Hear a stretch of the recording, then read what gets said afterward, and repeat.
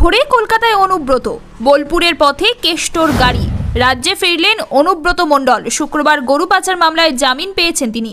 CBI এর পর ইডির মামলাতেও জামিন পান বীরভূমের দুঁদে তৃণমূল নেতা অনুব্রত। সোমবার রাতে তিহার মুক্তি ঘটে তাঁর। এরপর রাতেই দিল্লি থেকে কলকাতার বিমান ধরেন।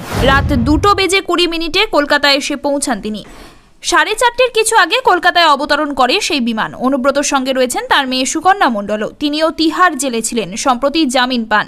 তবে এতদিন দিল্লিতেই ছিলেন সুকন্যা। মঙ্গলের সকালে বাবা মেয়ে একই সঙ্গে কলকাতায় পা রাখেন।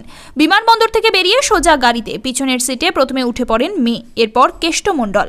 গত 2 বছরে বিচারাধীন বন্দী হিসাবে যতবার অনুব্রতর ছবি সামনে এসেছে, নানা রঙের টি শার্টে দেখা গিয়েছে তাকে। এমনকি তিহার থেকে বেরোনোর সময়ও গেঞ্জি প্যান্টেই দেখা গিয়েছে। তবে আজ অনুব্রত যখন এতদিন পর রাজ্যে পা রাখলেন, পরনে সেই চেনা সাদা পাজামা পাঞ্জাবি। সাংবাদিকরা ছেঁকে ধরেছিল তাকে, তবে একটি শব্দও বের করেননি। বিমানবন্দর থেকে বেরিয়ে বীরভূমের উদ্দেশ্যেই রওনা দেয় তাদের গাড়ি।